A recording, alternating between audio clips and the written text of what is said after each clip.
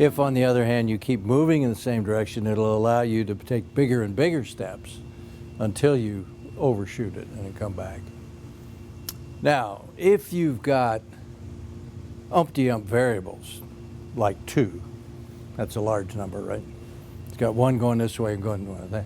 So you're looking kind of for the orthogonal solution. Or if you got more than 2, then, so each one of these predicts a jump, and typically a big jump. So you've got to have the damping way down so it doesn't, because maybe 2 variables will both fix the problem. So you don't want to go twice as far. So that's the damping idea. Now the other aspect of it is maybe the real world that you're trying to find the minimum in has a dip in it here, and that would be this local minimum I'm talking about. Depending on how your program works, it might get stuck down here and say, okay, that's optimum. But you want to come up and get down to the global minimum, assuming there is a global minimum. Here's Southwell's flip-flop technique. What Southwell said was, if I'm willing to have a coating of this thickness, and I've got a high index material and a low index material, let me divide that thickness into a lot of parts, maybe 1,000 little slices. And I will take each slice in order and evaluate, is it better with the high or the low? So I'm flip-flopping each of these little thin layers. And so whichever one is better, it leaves it there, and it keeps going. And so it goes through the whole thickness and keep leaving it whichever flip was better, the flip or the flop. And then you ripple through it many times until it stops getting any better.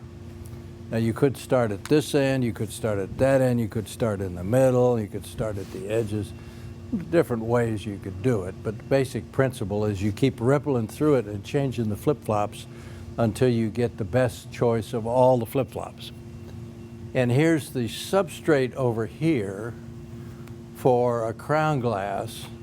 So totally without any other constraints, his technique came up with a good solution, which looked like this. So 1985 time frame, Southwell published that. And then he did it for the infrared, and he had a thickness here of 3 microns or whatever, and the substrate's over here, and he did the same kind of flip-flop thing. You know what you want, you just don't know what's going to make it like that. Tikhonravov's needle method is similar to that in many respects. And I first met Alex and heard about his needle method in a conference in Shanghai in 1989.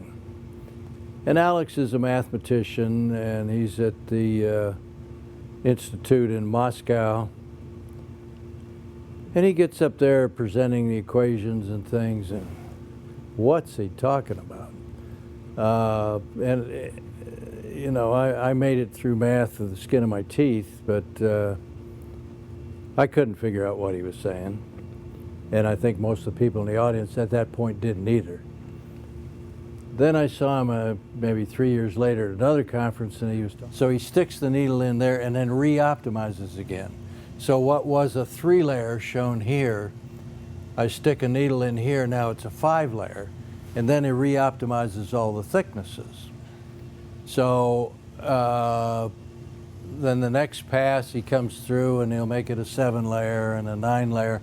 So he keeps adding layers by sticking a needle in and then re-optimizing. So you can see the relationship of that to Southwell's thing. And none of these, neither Southwell or this, requires any a priori knowledge of what sort of a design might get you the spectrum you want. It just works against that optimization targets